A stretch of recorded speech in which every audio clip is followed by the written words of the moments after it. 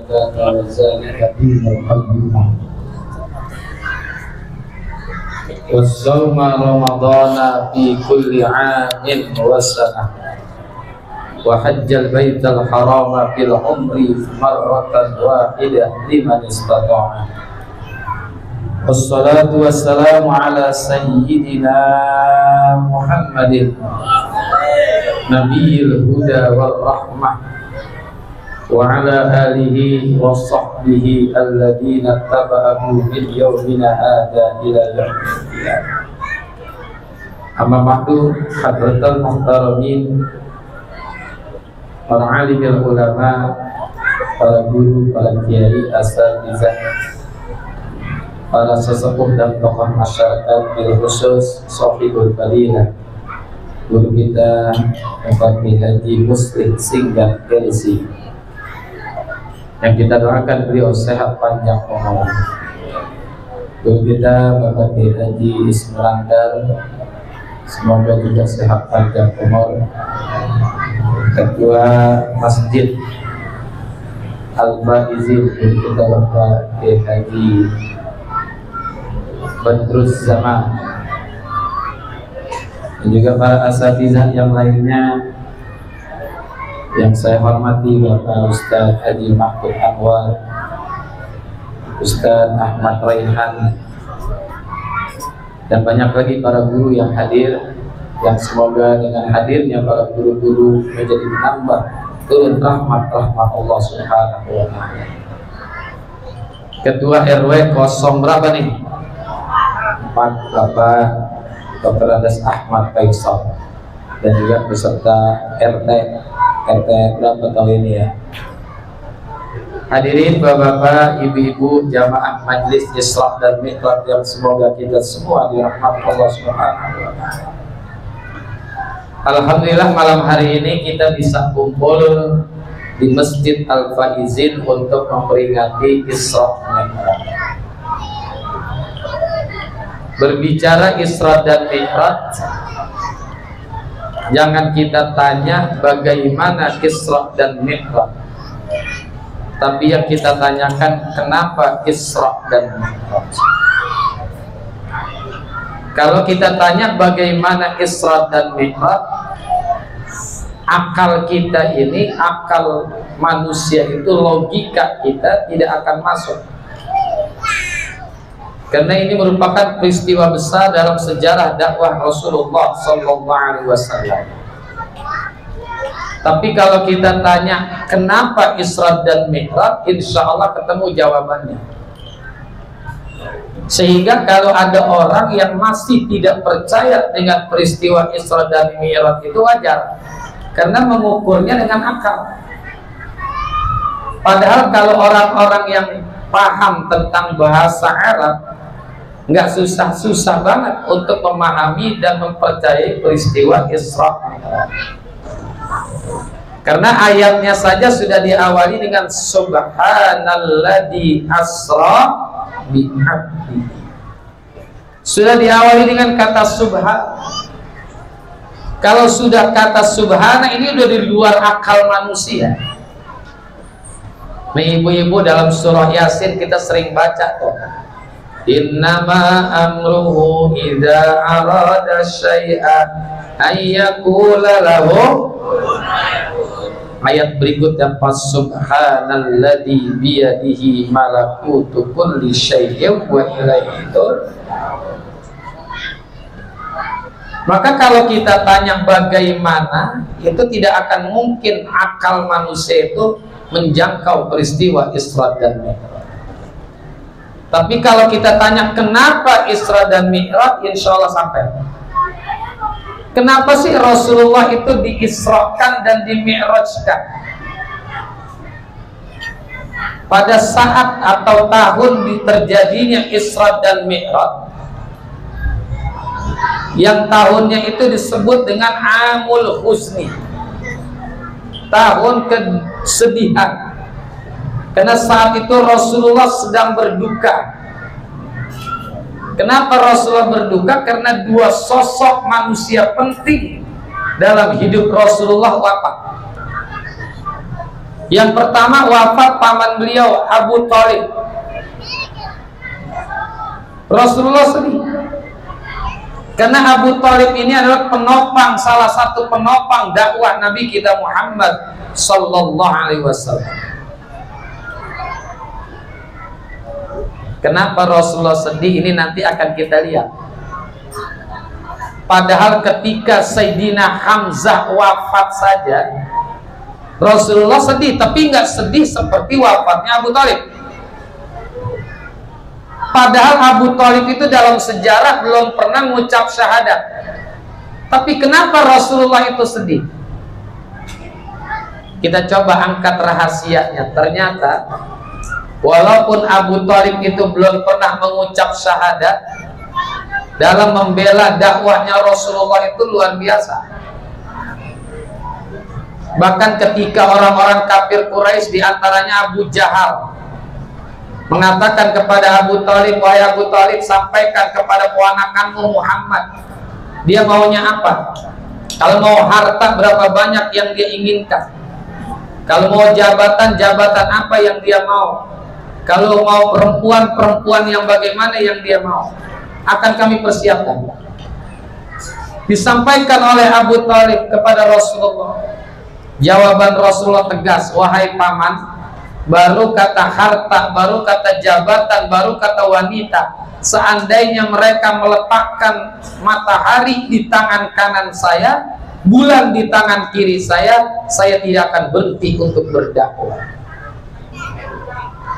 Ketika mendengar jawaban Rasulullah itu, Abu Thalib pun menyatakan, kalau itu memang tekadmu wahai Muhammad, sampai titik darah penghabisan aku akan bela kamu. Lihat, belum pernah mengucap syahadat tapi bela dakwahnya luar biasa. Ya, sekarang orang Islam tiap hari mengucap syahadat tapi ribut kagak berhenti-berhenti. Betul? Islam sama Islam ribut, padahal dua-duanya ngucapin syahadat. Satu masjid pakai kunut, satu masjid nggak pakai kunut, ribut. Padahal dua-duanya ngucapin. Apalagi besok taraweh nih, yang satu tarawehnya 11 rakaat, yang satu 20 rakaat, ribut. Kata yang 11 rakaat 20 rakaat bid'ah, neraka. 20 rakaat nggak mau kalah, 11 rakaat bid'ah, neraka. Kata tukang ojek, bagus gua kagak taraweh. Ini yang gua nggak taraweh, betul nggak? Padahal masalah taraweh mau 11 silakan, mau 20 juga silakan. Bahkan di Madinah itu dalam kitab Rahmatul Ummah Ikhtilafil A'immah, itu taraweh di kota Madinah dulu 36 rakaat. Di Irak itu 46 rakaat. Di Hadral Maut Yaman itu setiap malam Ramadan tarawehnya 100 rakaat. Kalau Masjid Al-Faizin dari 20 mau ganti 100 rakaat silakan. Kalau saya mau ogah, coba tarawih 100 rakaat, besok juga dikagak dinas dia. Betul nggak? Nah, jangan ribut. Rasulullah ingatkan kita, kun kal yadain wala takun kal uzunain. Jadilah kamu seperti dua belah tangan, jangan jadi seperti dua belah telinga. Ini tangan kita walaupun berbeda fungsi tapi kompak. Ini bagian yang enak-enak tangan kanan, minum tangan kanan, nyomot makanan tangan, nyuap tangan, ampasnya iya. Tapi kiri ini nggak pernah merasa iri, tetap kompak. Ketika tangan kanan gatal, tangan kiri bantu garuk. Tangan kiri gatal, tangan kanan bantu garuk. Dua-duanya gatal, main garuk-garukan. Kiri ternyata dapat bagusnya juga ketika kita beli jam, Pak. Yang kita pakai itu sebelah kanan atau sebelah kiri? Ibu pakai gelang keroncong, beli emas gelang keroncong 2 kilo, makanya di mana? Kiri tuh. Kata kiri gue dapat juga bagian. Artinya kita ini nggak selamanya selalu di atas, nanti juga di bawah. Nggak selamanya jadi RT, nanti juga jadi rakyat. Nggak selamanya jadi rakyat, nanti juga jadi RT. Betul nggak? Lihat nih Abu Thalib nih, walaupun belum pernah ucap syahadat, tapi membela Islam luar biasa. Berikutnya wafat juga istri beliau Khadijah binti Khuwailid. Rasulullah sedih juga, karena ini adalah salah satu daripada manusia yang menopang dakwahnya Nabi kita Muhammad sallallahu alaihi wasallam, yang berkorban harta, jiwa, raga, bahkan nyawa dikorbankan untuk dakwah Nabi kita Muhammad sallallahu alaihi wasallam. Maka Rasulullah sedih.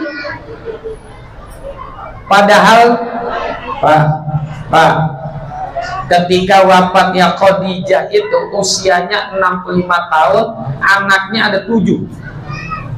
Kira-kira kalau perempuan umur 65 tahun, anaknya ada 7, masih sekal udah peot? Masih sekal udah peot? Tapi kenapa Rasulullah sedih coba? Padahal kalau Rasulullah mau perempuan yang lebih muda, yang lebih cakep daripada Siti Khadijah banyak. Karena Rasulullah manusia terganteng sedunia. Jangankan Rasulullahnya, ayahnya saja, Abdullah bin Abdul Muttalib, dalam kitab Fathus Samad Syekh Nawawi menyebut ayah Rasulullah itu adalah Misbahul Haram, lampunya Masjidil Haram. Kenapa ayah Rasulullah diberikan julukan Misbahul Haram? Karena beliau adalah orangnya ganteng, akhlaknya bagus, otaknya cerdas. Udah ganteng, cerdas, enak nggak ngeliatnya? Nu jelek tolol. Apalagi Rasulullahnya. Kenapa Rasulullah sedih? Sekarang saya mau tanya bapak-bapak nih, Pak jujur ya Pak ya, Pak, istri kita udah tua, sakit, mau mati. Kebetulan kita punya pacar, masih perawan, ngajakin nikah. Tuh istri kita yang mau mati, kita senang atau sedih Pak? Ayo Pak, ayo jujur. Sedih atau senang Pak? Diam apa Bu? Saya mau tanya bapak, sedih atau senang Pak? Pasti senang, betul nggak? Sekarang saya tanya ibu-ibu, Bu, ketika ada seorang suami ditinggal mati sama istrinya, kira-kira ada nggak yang nangis? Ada nggak? Ada. Suami menangis sebelah mata sambil berpikir siapa gantinya. Karena seorang suami itu cuma 2 di dunia, suami yang tidak setia dan suami yang setia. Ibu kira-kira pilih yang setia apa yang gak setia? Yang setia. Nih saya kasih tahu, kalau yang tidak setia itu suami ketika bersama istrinya dia ingat-ingat wanita lain, itu suami tidak setia. Tapi kalau istri yang setia, ketika dengan wanita lain dia selalu mengingat kepada istrinya. Pilih mana kira-kira? Puyang-puyang dah dong. Maka ketika wafatnya Siti Khadijah, Rasulullah pun bersedih. Nah di saat bersedih itu Allah berikan hiburan kepada Rasulullah. Isra Mi'raj. Inti daripada Isra dan Mi'raj kita sama-sama udah tahu. Di antaranya adalah tapi harus ada, kita tahu juga selain sholat ada. Apa tuh? Allah tunjukkan linuriyahu min ayatina, untuk kami tunjukkan tanda-tanda kebesaran kami. Apa? Allah perlihatkan kepada Rasulullah surga, dan Allah perlihatkan kepada Rasulullah juga neraka. Karena ketika beliau melakukan dakwah ke Taif, itu kan dicaci maki, wa amma ta'ifa yad'u sakiban wa lam yuhsinu bil ijabati kira fa agraw bihi as-sufaha wal abida fasabbuhum bi alsinatin baziyah wa ramawhu bil hijarati faqad khudibat bid dima'i nahla. Singkatnya, ketika Rasulullah berdakwah ke Taif bukan disambut, bahkan disambit Rasulullah. Dan ketika itu Rasulullah mengajak orang-orang Bani Sakif, ayo iman kepada Allah, nanti kamu masuk surga. Orang-orang Bani Saqif mengatakan, kamu cerita sorga, cerita neraka, emang pernah lihat? Maka ketika Isra dan Mi'raj Allah tunjukkan kebesaran-kebesarannya dengan memperlihatkan sorga dan neraka. Termasuk juga inti daripada Isra dan Mi'raj itu sholat. Sholat sebelum 5 waktu itu yang diberikan perintah oleh Allah 50 waktu. Tapi karena rahmat Allah kepada umat Rasulullah, Allah jadikan 5 waktu. Memang kalau sholat 50 waktu bisa kita bayangin, dan kita kira kita sempat punya anak apa kagak ya. Sholat 50 waktu, waktunya cuma 24 jam, sholatnya 50 waktu. Tapi Allah sayang kepada umat Nabi Muhammad, walaupun 5 waktu nilainya sama dengan 50 waktu. Man jaa bil hasanati falahu asyru amsalihha. Siapa orang yang melakukan satu kebajikan, maka Allah balas dengan 10 kebajikan. 1 kali sholat sama dengan 10 kali sholat, 5 kali sholat sama dengan 50 kali sholat.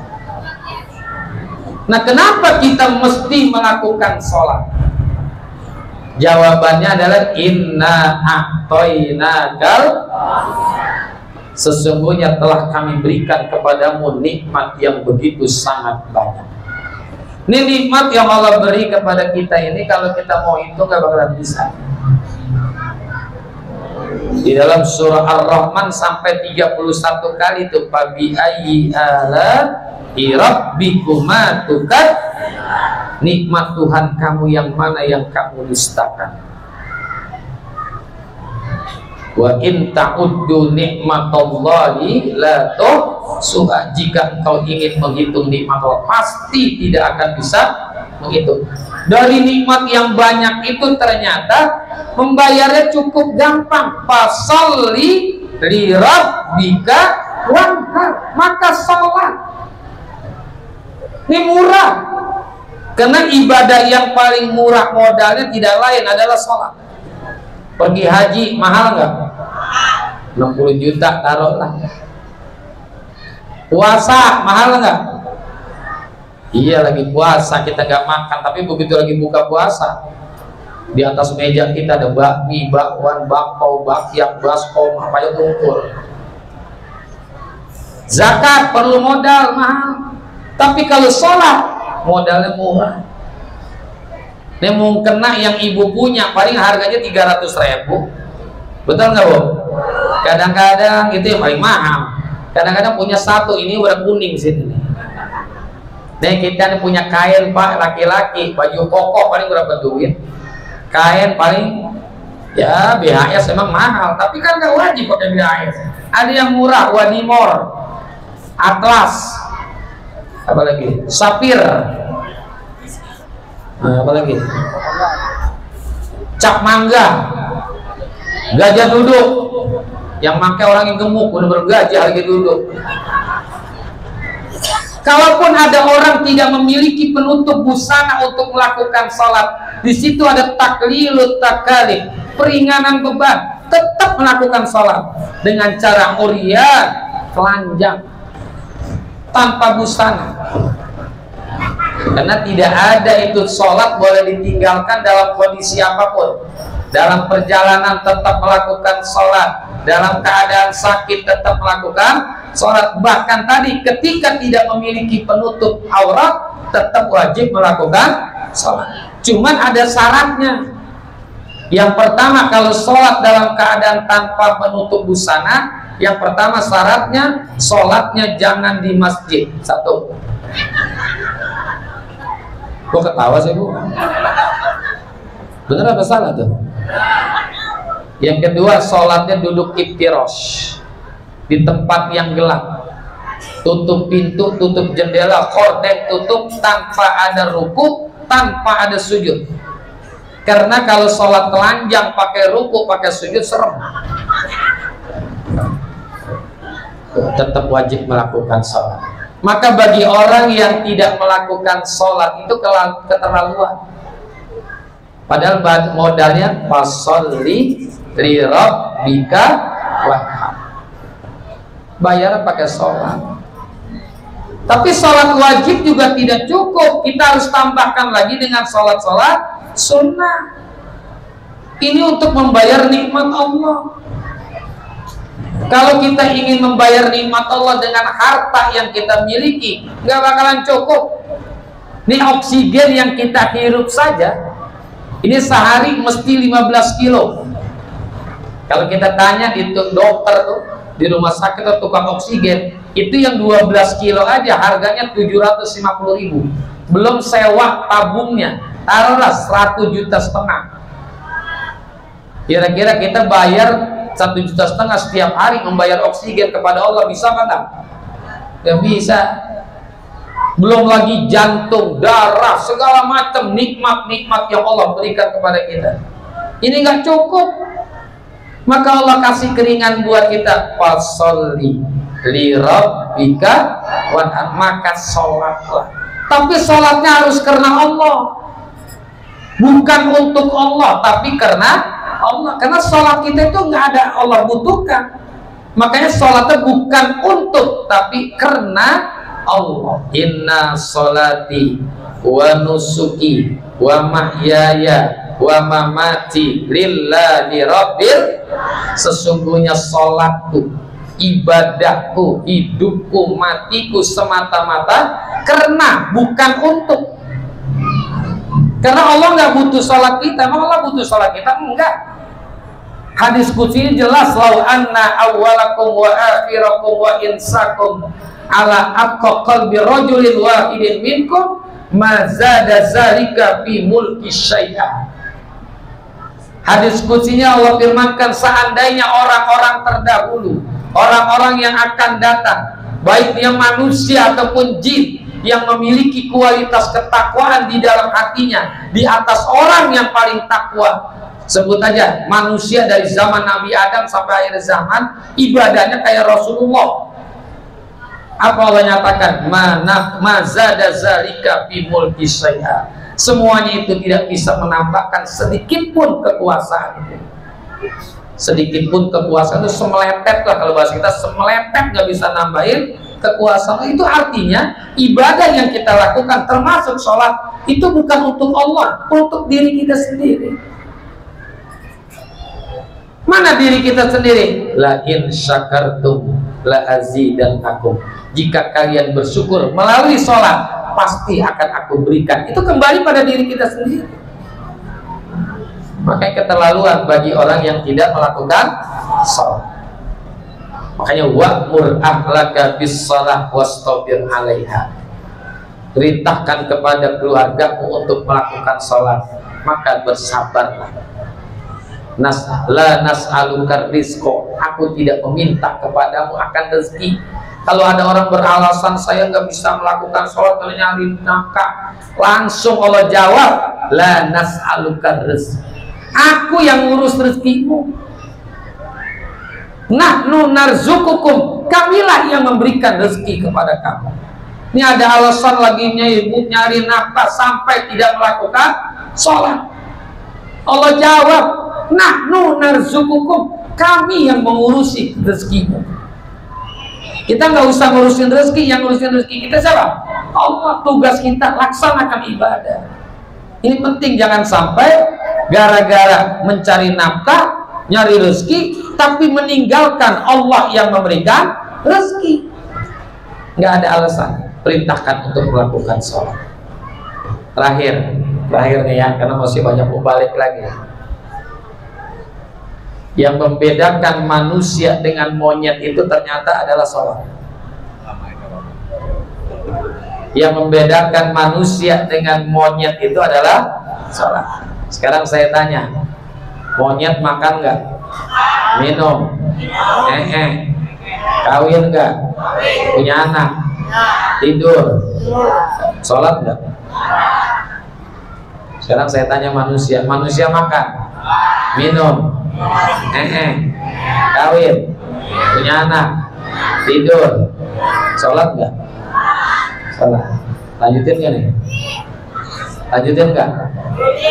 Makanya kalau ada seorang istri punya suami nggak sholat, Suaminya tiap hari berangkat kerja, sebelum berangkat kerja disediain kopi, suaminya kagak sholat, berarti si istri itu sedang nyediain kopi buat, gue baru lihat monyet ngopi. Pulang kerja suaminya kagak sholat, masuk angin, minta dikerokin, berarti istrinya sedang ngerokin. Suami punya istri nggak sholat, tiap malam tidur haram. Ustadz kejam banget orang disamain sama monyet. Quran lebih kejam lagi. Lihat, walaqad zarokna li jahannama katsiran minal jinni wal insi lahum qulubun la yafqahuna biha wa lahum a'yunun la yubsiruna biha wa lahum azanun la yasma'una biha ulaika kal an'am bal hum adall. Mereka itu seperti binatang, bahkan lebih sesat daripada binatang. Jadi kalau baru disamain sama monyet, masih kecil, bahkan Al-Quran itu lebih menghinakan orang-orang yang tidak melakukan sholat. Ulaika kal an'am bal hum adall. Mereka seperti binatang, bahkan lebih sesat daripada binatang. Makanya sholat ini penting. Kaya sholat, miskin sholat, ganteng sholat, sayang sungguh sayang, kaya tak sembahyang, sayang sungguh ganteng tak sembahyang. Nabi Sulaiman kaya tapi ya sembahyang. Nabi Sulaiman kaya tapi ya sembahyang. Sayang sungguh sayang, miskin sayang sungguh sayang, miskin tak sembahyang. Nabi Ayub miskin tapi ya sembahyang. Nabi Ayub miskin tapi ya sembahyang. Yang ganteng sayang sungguh ganteng tak sembahyang, sayang sungguh sayang, ganteng tak sembahyang. Ustadz Dewi ganteng tapi ya sembahyang. Nabi Yusuf ganteng tapi ya sembahyang. Ada nggak pernah dengar lagu kayak gini? Sayang sungguh sayang, jelek nggak sembahyang. Udah jelek nggak sembahyang. Mau taruh di mana tuh orang? Taruh di dapur tempat gorengan, taruh di sumur tempat gilesan. Udah jelek kagak sembah. Makanya kaya sholat, miskin sholat, ganteng sholat, jelek juga sholat, semuanya sholat. Karena yang pertama kali nanti yang bakal ditanya di hari kiamat, perkara yang paling penting adalah perkara sholat. Kalau sholatnya beres, yang lain udah gak perlu ditanya. Kalau sholatnya gak beres, yang lain udah gak perlu ditanya udah. Karena yang paling penting ibadah adalah ibadah sholat. Terkumpul seluruh ibadah di dalam sholat. Syahadat ada, zakat ada, puasa ada, haji ada di dalam sholat. Ketika kita sholat ada tasyahud, asyhadu an la ilaha. Ketika kita sholat ada zakat. Artinya apa zakat? Membersihkan. Kita mesti bersih dari hadas besar dan hadas kecil. Di situ juga ada puasa. Di saat kita sholat tidak boleh makan, tidak boleh minum. Di situ juga ada haji. Ketika orang haji melakukan tawaf, dan kiblat kita ketika melakukan sholat adalah Ka'bah. Jadi terkumpul di dalam sholat. Maka orang yang tidak mendirikan sholat sama juga meruntuhkan agama. Saya sering bilang kita lebih bagus dah dikit mendingan miara anjing daripada miara anak yang kagak sholat.